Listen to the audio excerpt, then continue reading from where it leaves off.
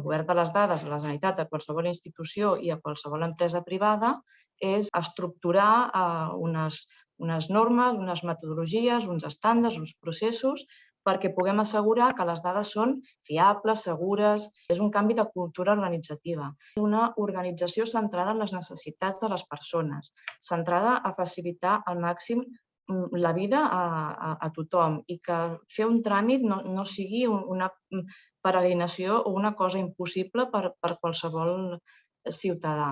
Jo crec que la primera vegada que algun ciutadà vulgui fer un tràmit i vegi que té el 50% del formulari ple, potser sí que començarà a veure que, mira, que bé que els hi havia donat les dades, no?